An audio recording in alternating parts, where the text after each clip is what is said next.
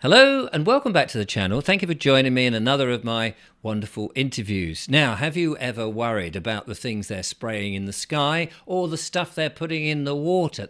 The metals. We're always told, aren't we? These heavy bloody metals are everywhere.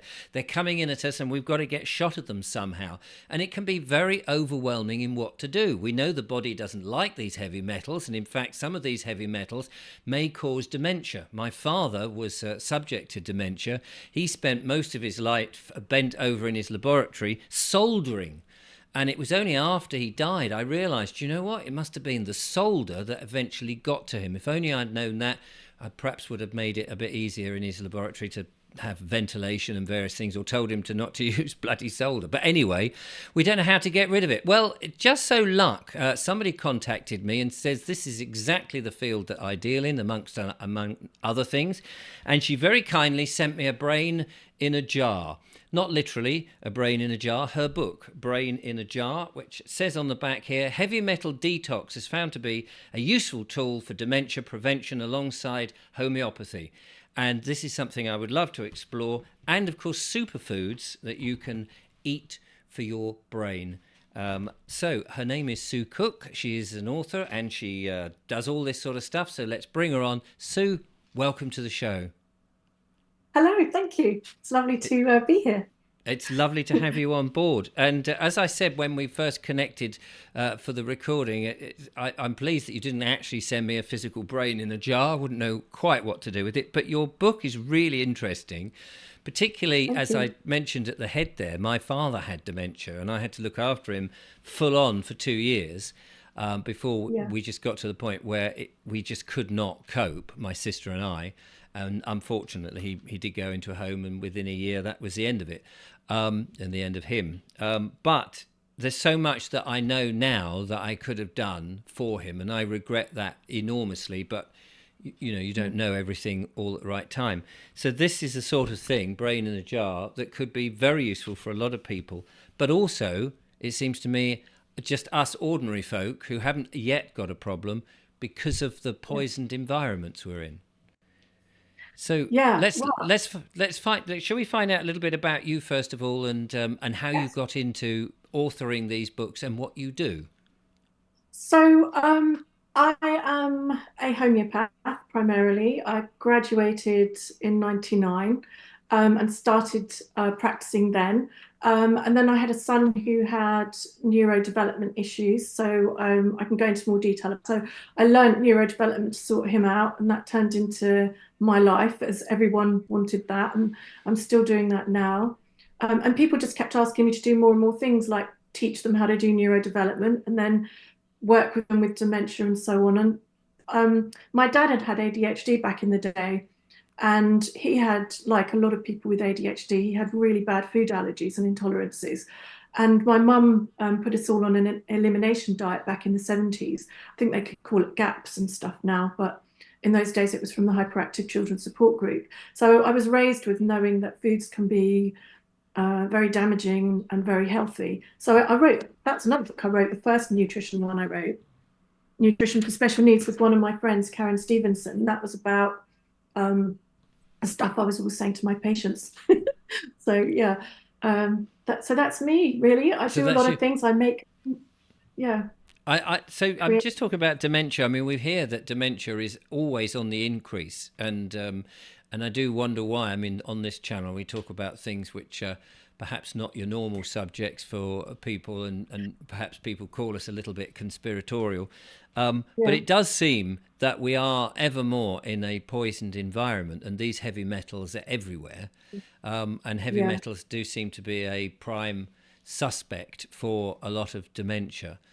People, when they get older, don't necessarily eat quite as healthily as they. I mean, I know, for example, my dad and his then girlfriend at the time, um, they were eating very simple supermarket foods, sometimes ping food, you know, heat it up in the sort of TV dinners and things, which are so nutrient free and yeah, vitamin absent, with colorings and all of that. And of course, I was not at that time awake to what I am now, and have gone down the journey that I've gone, and realized all these things.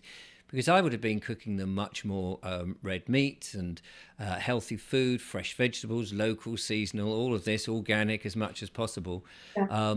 and got them more hydrated and things like that. So if you've got somebody who is you suspect is getting too many heavy metals or is showing some sign of memory loss, or you just want to protect Yeah. yourself, what do you do?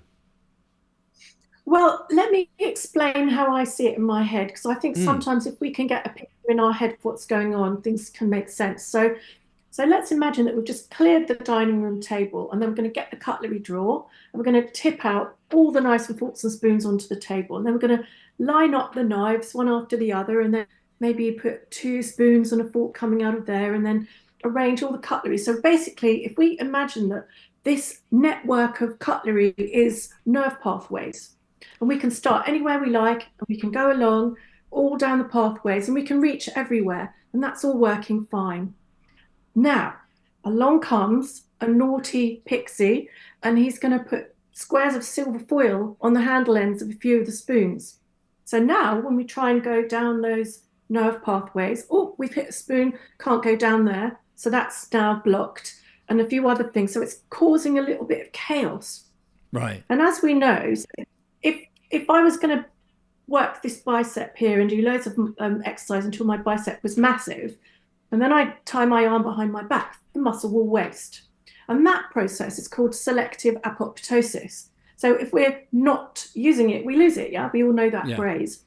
Same in the brain. So our brain's going to go, oh, can't get down that nerve pathway where the spoon has got metal on it. Let's delete that, but we'll leave the metal there. Suddenly, all of these pathways that we want are getting deleted. So now, when we try and work our way around, there's like all disconnected bits, and you can't remember this and you can't remember that.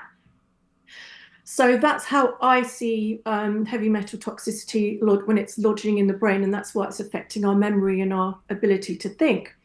So if we eat certain nutrients, so for example, let's take this gentle green goblin, which might be, say, Craxel chlorella, and it comes into our body and it goes into our brain and it sees all the metal and it says, ah, you're not meant to be here.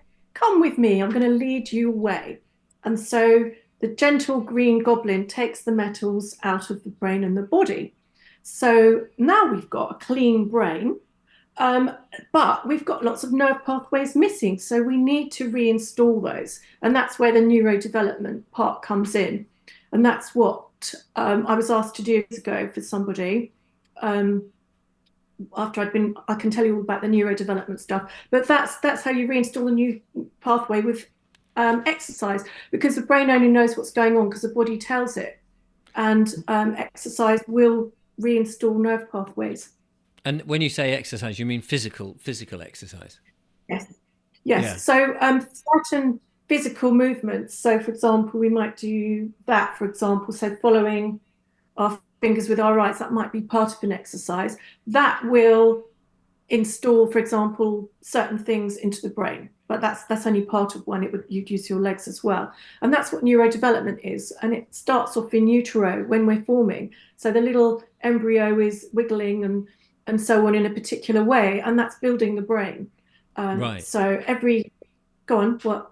Well, no, I was just understanding what you were saying, and then it just dawned on me then that as we get older, we do become a bit more complacent with life because we're not learning new skills and new things, and we're Yeah, sort of coasting along. And as you get older, and perhaps if you've not eaten very well and good food, perhaps you're sitting, and we've been somewhat programmed to sit down and watch the telly and be sedentary. And so yeah. presumably that's all affecting our brain because we're not learning, doing things, keeping our balance going, exercising, being outside in nature, and all those things. Very much. When my father had dementia in his elderly years, I was trying to get him to do an exercise like that. So you look at a fixed spot and your shoulders go backwards and forwards with your head. Right, And um, what that will do, that will start to get your balance working better. But would just do this, anything but move his head because his balance had gone. So for him to take a risk and do that would make him feel quite dizzy. But yes, again, you get balance getting removed when you sit down too much. But like you said as well, with oldies and the food, when we age, we don't necessarily absorb food so well. So that combined with the nutrient deficient food that is prevalent now, yeah, it makes a real problem. So it is important to keep that up. Yeah, Yeah. I So think. talking about the food then, just for the moment, in your Yeah, eat for your brain, what's interesting, you've got all sorts of different things from bee pollen I see here to spinach, well known things, and then a lot of things that I have to say I'd never heard of. Um, well, that's why I wrote the book because I'd never heard right. of them either, and Well, I that's thought I need it. to touch this. I need to know what these are. And what they are exactly, and then you've got various other bits of research that people can go off and check out books on all those sort of things. So chia Yeah, seed, coconut, I notice is it's got loads of references on there. So it's obviously a yeah, superfood that does lots of yeah. things. All of All of yeah, them in the book are superfoods. That yeah, goes without saying. But I suppose it's trying to get hold of this stuff is one thing, because you might buy the odd coconut in the supermarket if you're lucky, but a lot of this stuff is yeah, not being sold in your normal everyday shopping basket, and you'd have to go yes. elsewhere. Presumably, it is accessible online or something like that. Yeah, yeah. I take reishi mushroom in my coffee every morning, and only because it's so good for you. It used to be known as the emperor herb, and anyone caught with it in China would get bumped off. Apparently, that's the story. Wow. But I take it every day. It's the Latin is Ganoderma lucidum, which means clear skin. So it is really good for your skin, but it gives me so much of good energy. I feel good on it. So I take that every day, and I take other functional mushrooms as well. At times I run out at the moment, but things like sugar and lion's mane and turkey tail and all of that in a blend. But Right. yeah, And again, these you can buy these and have them delivered or something. You're not going in the forest and yes. foraging unless you know No, the some people mushrooms. do. Yeah, I yeah. Well, don't. I I order have. them. Yeah. Um, and how? I mean, the other thing is that these days, you get stuff and it says it's come from, say, China or something, and you think, I don't know how that's been looked after, because that may have been Yeah. crop sprayed and things like that. So you've got to be a bit careful where you're getting stuff from, I Yeah, assume. I think that's when knowing a good therapist or having a friend who's a good nutritionist is really beneficial, which I do. Being a therapist, I know hundreds and probably thousands of this. So, and we're a really good network. So for us, it's not so much of an issue, but I think for the public it is. But if you want to ask us about our suppliers, I think we're probably fairly happy to share that kind of thing. Find someone near you, and yeah, ask them. Well, that keeps the supplier in business, doesn't it? So it helps everybody, really, I Yeah, guess. Now, you mentioned definitely. about the neurodevelopment. Tell us what that is, and I mean, I know you said a bit with the exercises, but Yes. tell us more, because you said you'll allude to something that happened to you when you were younger. Yeah. So when I was 19, I had glandular fever, nearly died, and I was told that it's a virus or something that can treat you. And I thought, well, that's not much help for somebody who's so ill, which I was. And that kind of made me start looking at alternatives. Later on, I trained as a homeopath. As I said to you, I went to the University of Westminster, did a degree in health. It was like a pre-med, so we did all the really good anatomy, physiology, differential diagnosis, and all of that really deep dives into nutritional biochemistry and differential diagnosis and all of that. And then when my older son was born, he was amazing. He would wiggle across the floor on his back at 3 months old. 8 months old, he'd walk with me from 9 till 5. By 18 months old, yeah, from 9 till 5, and at 9 months old, 2 hours a day. And he never sat down and played with anything, did anything. He would talk to me. So we would walk all day, and I would teach him all the things that were relevant. So he'd learn about nature and the seasons and the sky and the sun and the stars, and we discuss anatomy and processes in the body, physiology, and all of this. And he could Wow. discuss degrees of quantum physics at 3. 4 and 5. He was amazing. He could And discuss what? he Quantum started physics? school, 3 level quantum physics. He didn't get it from me. He would just come out with like string theory, M theory, and all these bizarre things. And he didn't get it from me. He was just like, it's just like he knew this. It was Right. really amazing. And he started school and he had no classroom skills. He couldn't sit down, he couldn't look at anything, he wasn't progressing. He was really unhappy. It was awful. So my incredibly inspired and happy child turned into a depressed and miserable and despondent child overnight at school. It was just awful. And this went on for about a year. And we were advised by the school to see a not a nutritionist. We were told to see a educational psychologist and a pediatrician, which we did. And he was diagnosed with off the scale dyslexia. And then I was told he might just about be able to read his name when he's 10, and there's no cure. You have to learn to live with it. And I thought, well, I'm not going to accept all of that. My kid's not happy. I'm not just going to go, oh, yes, fine, then that's his lot. I'm not. So I started doing what you do, and I researched, and it took me 3 days searching on the internet, and I found a website, and I messaged the website, and I said, help, my son is dyslexic. I need some help, please. And I got a little lovely, sweet reply the next morning when I got up. And this email said, there's no such thing as dyslexia. There's just a poorly organized brain. And I thought, well, I don't care whether that's true or not. I like this. Yeah. So the woman who emailed me turned out to be an 82-year-old German who lived in Oregon. And so she'd been raised on homeopathy because homeopathy is German. And she showed me what to do to help my son. And she first of all, she sent me a screening. So run him through this series of tests and see how he does. So I did that, and he had no eye tracking. Tracking is when you can hold your head still and track a moving object. And he had no, his eyes weren't yoked, so he had no 3D vision. His pupils were too big, so he had a really small depth of field. He had Erlen syndrome, which is light sensitivity. So literally, he passed an eye test, but his eyes were not functioning properly. Right. So I, you look like you're going to say something. What are you going to No, say? no, no, no. Oh, I'm just nodding I'm listening yeah. intently.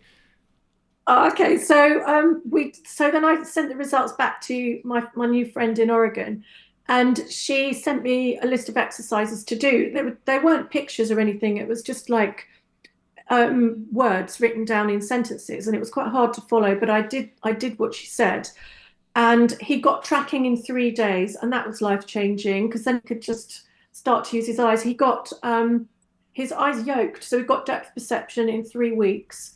The Erlen syndrome light sensitivity took about 8 or 9 months, and the pupil contraction took about 3 months.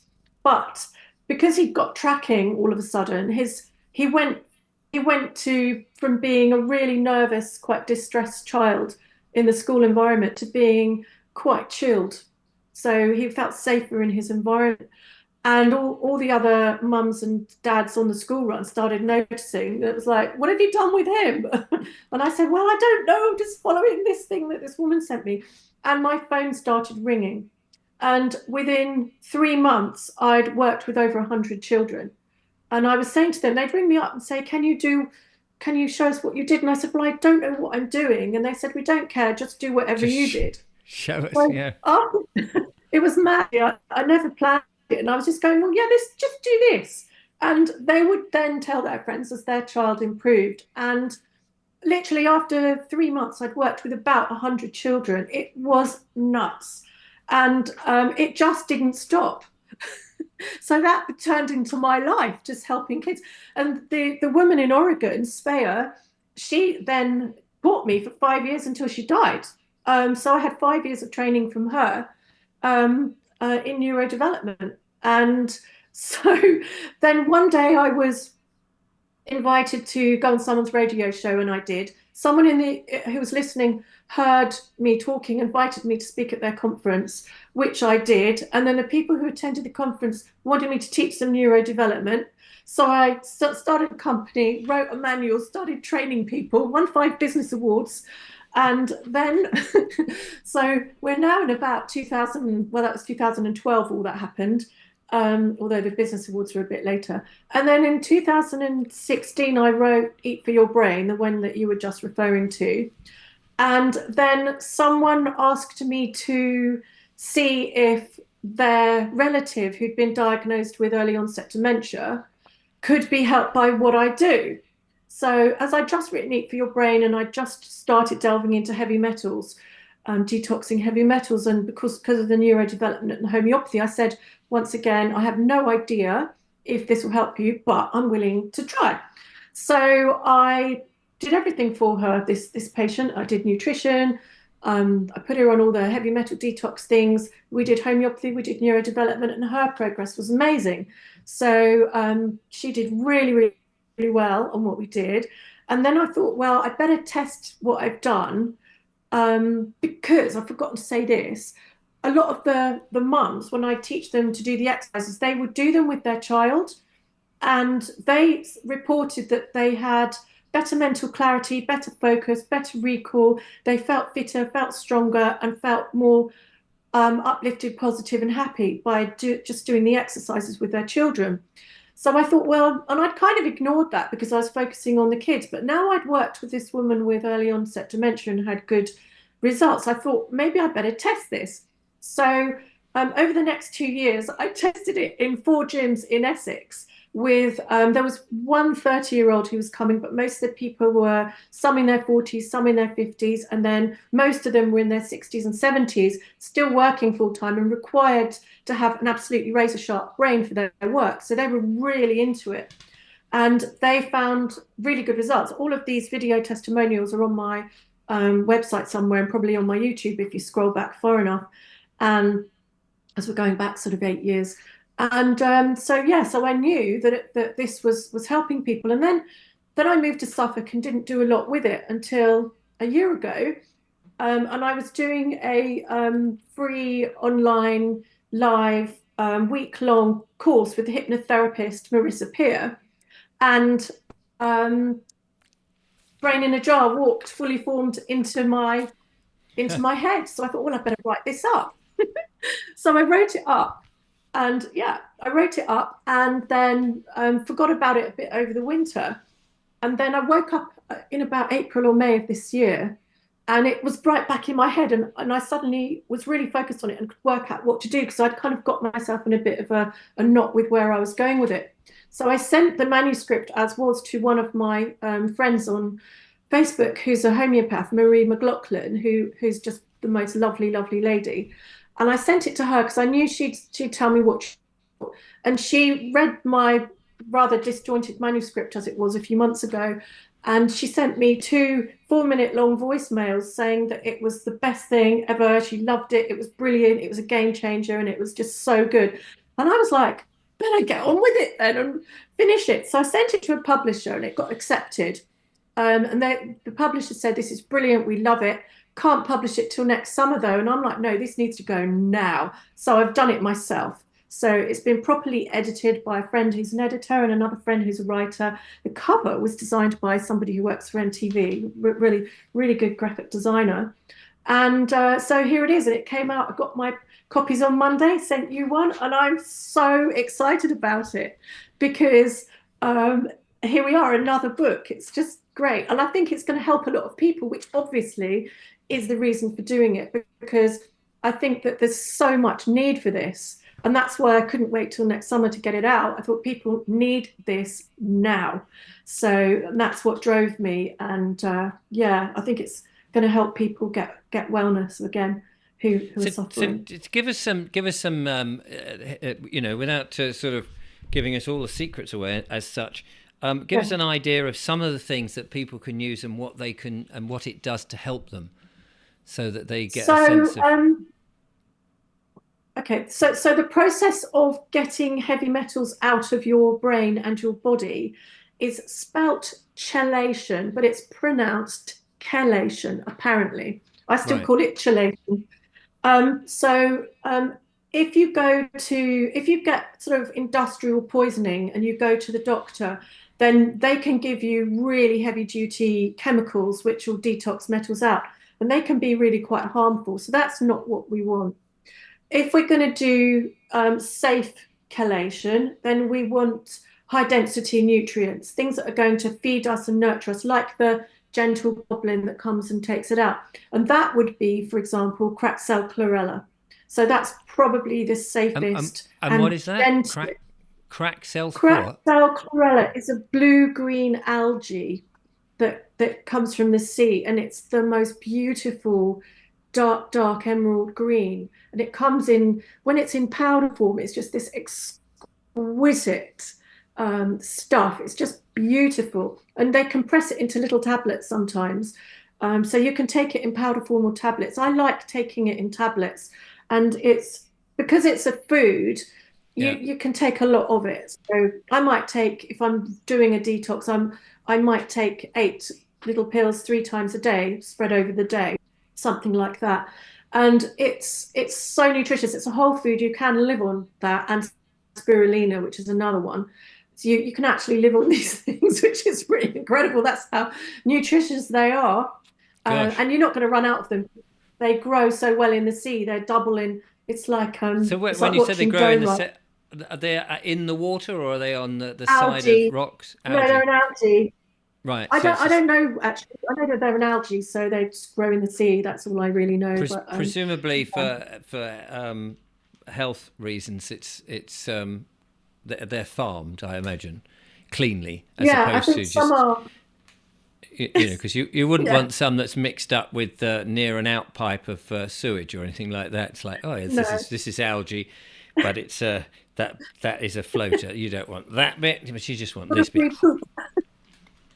Very tasty, very tasty. So okay, so well, that's very interesting. And but you've got a whole load of. I mean, here we go. What's zoolite? Zeolite, Oh, yeah. So sorry, zeolite. Yeah, zeolite, yeah. There's three main chelators, and that's another one. Although if you've got any kidney stuff going on or liver, your detox pathways aren't great. That's not the first one to start on. So you should start on perhaps cell chlorella or cilantro, something like that. But yeah, zeolite's brilliant. People who do well on zeolite absolutely swear by it. It's absolutely powerful. Yeah. and But one thing there's that I yeah. Go on. go on, Sorry. you No, I was just looking at you've got coriander here with a different name attached to it. Cilantro. cilantro. Yeah, Cilantro. cilantro. Yeah, absolutely brilliant. So good for you. Gets heavy metals out gently, and does an absolutely gentle and great job. So that's So you can ordinary. combine them. Yeah, so that's ordinary coriander, is it? Yeah, you can take it in, in Well, I whatever just form or didn't know, buy but it it's in a. often you get carrot and coriander soup. I just think, well, that Yeah, might be yummy. that might be good. And you've got things One like one thing. rice. Sorry, go on. The rice bran, yeah, absolutely. And there are so many things that support the chelation process in here, aren't there? So and it's gentle and it's all foods. It's all foods you Yes. can use. So it's lovely. One thing I found that I was alarmed by was that if you've got high levels of aluminium, let me find the sentence. Oh, we put it in the wrong page. Yeah, if you've got it high levels of aluminium, it can allow parasites to increase, and that really shocked me. So, if you're having parasite issues, do a heavy metal detox. Who would have known that? Yeah. But Well, I've I mean, got it the strikes me we've got to do heavy metal detoxes very regularly at the moment because of the environment that yeah, we've discovered that we are in or suspect that yes, is it's happening all around us. opposite. Yeah, so But it's very not much. as if it's a detrimental thing to do anyway. I mean, it's obviously, I mean, if you're doing it regularly and if you're having things like coriander in your food anyway, Yeah, what about yeah, things absolutely. like natural, red meats and those sort of things, just meat or chicken, but organic and fresh? Do they help to Yeah. detox you I'm not sure with them? specifically. I haven't looked at that. I haven't Right. looked at it, but I could do. I know that our mutual friend Rachel Matthews, she just lived meat for a while and nothing else, and she was really healthy and losing, loads of weight. She got, tiny on it and couldn't keep any weight on. So you can live on it. I just haven't looked at that for any of my books actually, but I should do. You've inspired me. Well, there we go. Because I mean, there's a huge move to get people off meat from Yeah, the government and various other people saying it's healthy not to eat this stuff because it's bad for the planet. But actually, yeah, the reverse is true, and that yeah. meat, fat particularly, the thing that we were told was really bad for you, is actually something that we desperately need. Um, Oh my and goodness, yeah, so, but no, I was just yeah, interested if there was any meat stuff in there. So most of this stuff is are plant based things yeah, that you would use. yeah. Tell us how you incorporate that with homeopathy then, because that's your main. So, when we're prescribing homeopathy, we see the patient for that. So, if you're going to do all of this, you would see a homeopath to support you on your journey because you don't want to sort of start taking something that's wrong and waste your time. You can't really harm yourself with homeopathy unless you deliberately take loads of the same thing at this, and stuff. But so homeopathy is safe. But I would recommend people see a homeopath to support their journey. And that's certainly what I did with the patient with early onset dementia. But yeah, but we need to eat. So if we're going to eat, we need to take some good nutrients in, and we have our homeopathy with it. And yeah, it's just a really good because there are so many remedies that are so good for your brain as well, or help your brain, or help with issues you might have on that level too. So Yeah, yeah, I mean, it is a surprise that the doctors and nurses up and down the land that work for the biggest employer of the country they don't know this stuff and they don't recommend people to have a look at this stuff. They just want to sell little white yeah, pills of their own, well, not their own making, but the higher yeah. echelons, their Yes, employers well, making. they have their own agenda, don't they? So they just do Yes. what they know, and that's what they do. But One I think if like we What I was going go to on, say what is that there's an area that a lot of people are very concerned at, which is very difficult to talk on a platform like this, but people generally get the idea. I mean, you only have to mention the date 2020, and we know something rather vicious happened in that year across the world. And we know that various medical outlets came up with a solution, let's say. And that solution may not necessarily have been the best solution to follow. And some people feel that actually that has damaged them. And others feel that similar solutions throughout history that they've been advised to take using the same first letter of my surname. You know what I'm talking about. And children, particularly, are being advised to take something close to after birth. yeah, And there is an increase in things like autism and ADHD and various things which are affecting the brain and the neural transmitters. So, and you spoke about, I think was it your son or your daughter yeah, just now? my son, I've got Um, two boys. Yeah, Yes, so, and this is something that can help combat that particular thing that may have been taken yeah. My children didn't have any of things. those. No. However, everybody wants to like my dad when he had all his food intolerances, he would read the labels on everything, and if there was something in there that he couldn't eat, he wouldn't have it. So Right. I advise parents to do the same. If somebody's considering engaging in the subject we're discussing, just look at the ingredients. And you can find them online, they're freely available. Just look at the ingredients. And if there's some ingredients in there that you're not keen on, then maybe don't go down that route Yes. because some of the ingredients are like aluminium, some of them are like squalene, whale fat, some of them are Mercury is like supposed to formaldehyde. be in a lot of these things. Yes, they call it thimerosal, and they say that it's not in there these days. But just check the label, see what's in Yeah. there, and so you can put your mind at rest. And then there's all sorts of other animal-based products that we don't eat in our diet generally. But I think, if you're going to be injecting things into people, then you need to be very happy that you're not injecting something in there that could potentially be harmful. So I would recommend parents look at the ingredients. And then once they've looked at the ingredients, they can start asking questions Yes. because In fact, that, somebody that somebody somebody sent me an email saying that what they now do is they take a little form with them, and they say, if I've got to have whatever it is you think it's of benefit to me, I'm going to hold you to that personally liably. You need to fill in this form with your name and say that this thing you're going to put into me, if there's any Yeah. damage and there's any comeback on the back of it, you are personally liable. And they say it's Yeah. funny how many people don't want to sign that, which is quite interesting. Yeah. So, Still, a lot of but people believe that they're perfectly safe, and they do believe that. yes. However, as a therapist who's worked with thousands of families over the years, it's not necessarily my experience, and I think that I would be reticent to engage in those kinds of behaviours myself. But if somebody has and they now regret it or they've seen damage from whatever it is, it's Yeah. not the end of the story. They can Definitely rectify and not. get no. And this is the positive side of things, isn't it? Because Yes. I think a lot of people do think that it's a one-way street, and once it's done, oh well, that's it, fait accompli. But actually, Yeah. we are finding from loads of people there are loads of protocols to rid you Yeah, there from are. the the nasties, One of and the actually issues along that, yeah, yeah. and One of actually, the some of issues those other is things are good for all sorts of different things, which is what clearly is in your book. yeah, absolutely.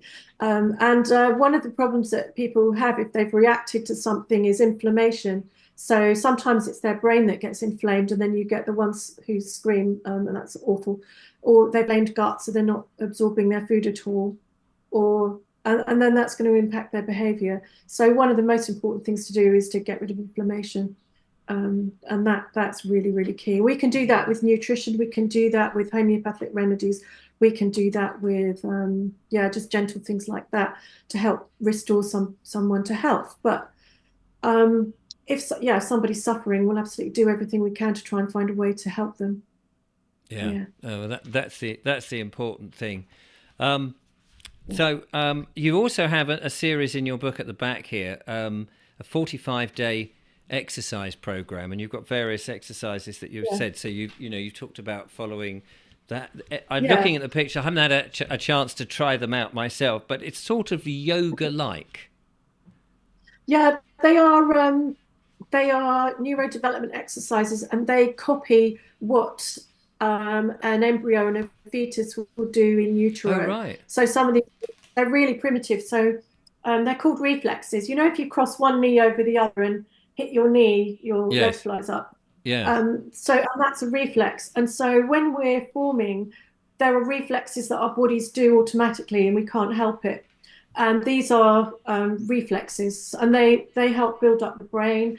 And then the brain is hierarchical, so it's like a computer game. So if you get stuck on one level, you can't get out until you've completed this level. So these are the movements that will complete and wire in the nerves you need. Then you can go up onto the next level and the next, and so that your brain can mature as it needs to if it's going to function optimally.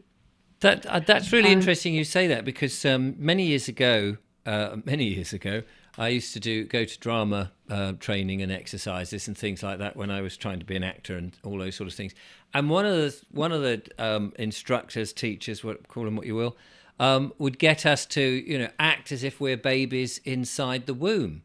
Now, oh, whether that particular instructor knew what they were talking about, or whether it was just a way of getting us to exercise or to become uninhibited, or whatever it might be, as they often do in these acting things. But it always struck me, and it does again now thinking about it. This must be the most natural thing because it's what a baby would do in the womb, albeit that you're not in a bag of water and you are on the floor with gravity pulling you down.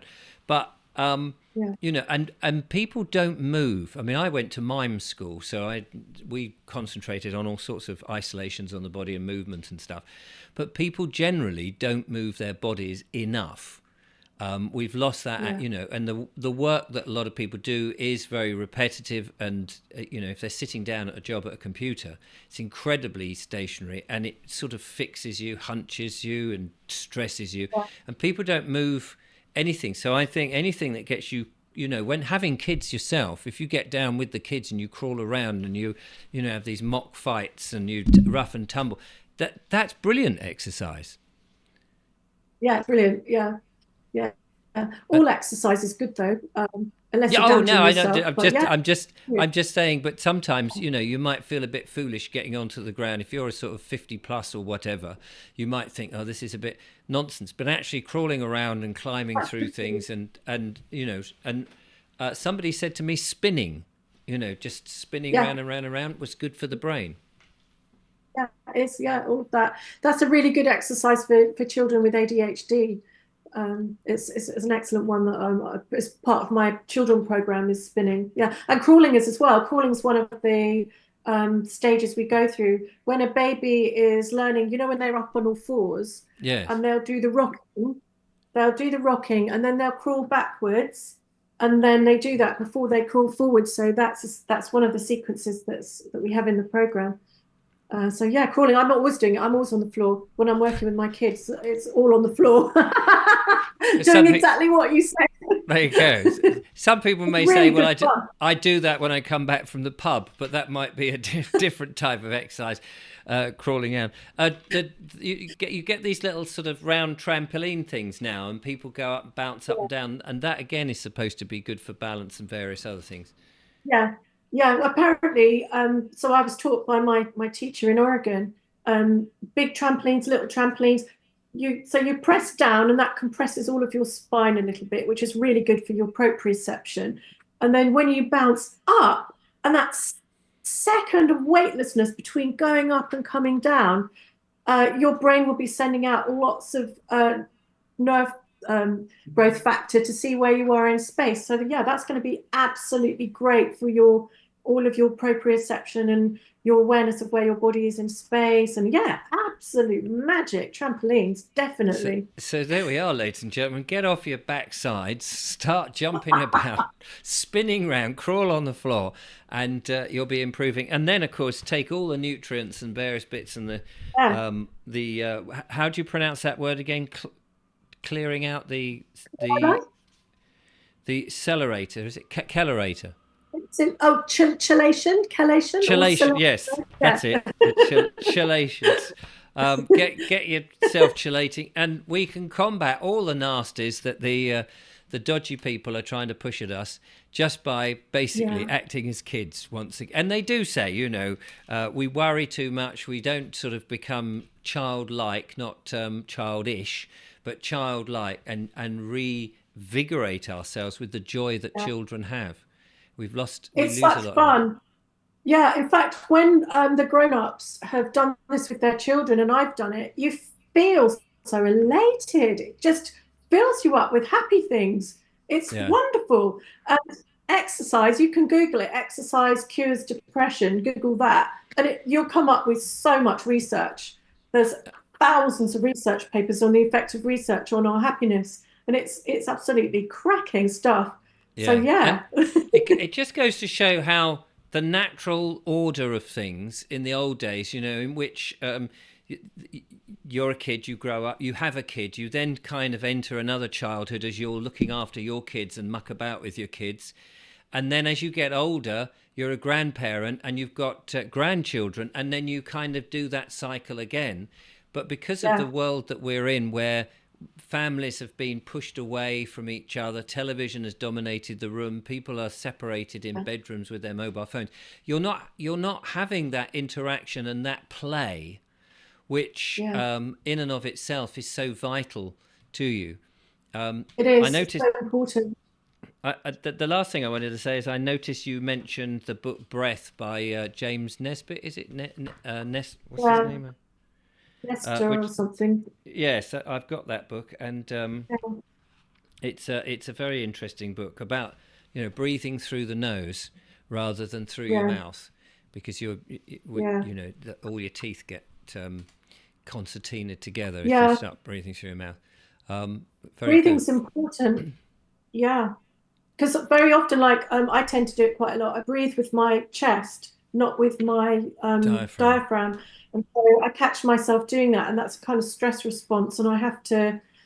There's a cranial massage you can do, which will pull you out of the wrong thing at the autonomic nervous system into the parasympathetic I should and get your diaphragm working.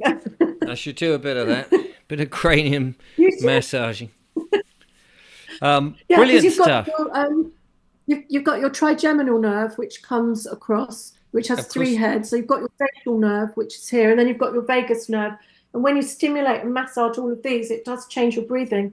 And so Oh, right. that's really key. Just relax your whole system. Which Yeah. is that? What was the first one you said? The something nerve that goes across? Trigeminal. So that's It, got three heads. One comes up, across, and down oh, I see. on your face. And then you've got the facial nerve, which is like lots of bits of scribble everywhere. Then you've got your vagus nerve at the back.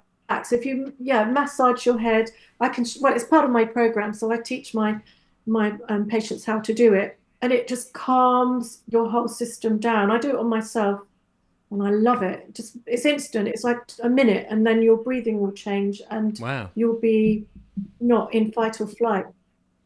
So much to learn about our bodies and how we can improve our situation. And you've just put another piece of the jigsaw into the picture. Brain and Jar is your book. Is it available on in all good bookshops or from your website or something like that? Yeah, so you can get it from Amazon, unfortunately, but that's where I It's published life, isn't it. it? You can get it from my Shopify, and it's available on Kindle as well. So my website is Brain Buzz, which is one word, three Z's. I'll show you my logo. Brain Um, Buzz, three Z's. yeah, one word, three Z's. Well, that's what I came up with in Oh 2012. yeah, that's very good. Yeah, Brain Buzz. What's that? Yeah, .com or .uk? .co.uk. And Brain. on my website is a bit of a mess at the moment. But on the front page, there's a green button, and if you press the green button, it takes you to my Shopify, which is Brain Buzz, but two Z's shop.com, because everyone always gets all the Z's wrong. So I thought, well, if they go to my shop, I can link it back to my website, and if they go Yes. to my website, I can link them to my shop. So So Brain Buzz with three Z's. So yes, get that into your head and all the goodies into your head as well, and your brain will be fine. You won't get dementia, and you'll live a long and healthy life, so that you can play like a child on the floor and muck about and enjoy yourself, which is what it's all about. So that's that one, and the other one presumably is also on your shop, but via your website, Eat for Your Brain, no doubt, yeah, and you've got other books nutrition there as for well. me. Yeah, Yep, nutrition for special needs, maximize your child's potential, they, and they brilliant. let's shine. And Yeah, I are you? write lots. And if people want to get in touch with you, are you taking on clients and things? Yes, they can get in touch with me. Do you operate So they over can, Zoom so that you can talk to them over Zoom, or do you prefer to see them in real life?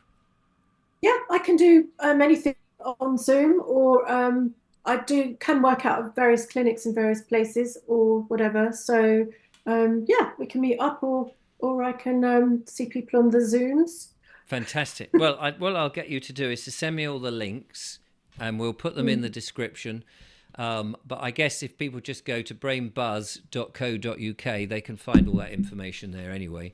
yeah, So I'll put a link one to word, that. three cents. Right. But Sue, thank you so much for chatting to me and telling me about that. It's very useful stuff. We're all worried about our brains and not being able to function. We're all concerned about the heavy metal. So thank you very much for sharing that wonderful knowledge. And I expect the audience now to get on the floor and crawl away in a happy, silly fashion. Um, I'm crawl sure to they their will. laptop. Brilliant. Thank you so much for being my guest today. You're welcome, and thank you for having me on. I've really enjoyed it. It's been so fun to chat with you. Ah, fantastic. Well, thank you very much. So there we go. That's it. I love that brain in a jar. Where did that come from? The idea of brain in a jar. It just walked into my head when I did the hypnosis course with Marissa Peer last year. Right. Yeah. Well, brilliant. There we are. You Walked see, into my head fully formed. the nutrients come in a jar, shove them into your head, and then you put your brain in the jar afterwards. It's a great use of glass bottles and things. Anyway, that's it for this episode. Thank you so much for coming along. Big Thank thanks you to so Sue. much. I'll be back again with more monologues and more wonderful guests. But until then, thank you so much for watching. From Sue and I, goodbye.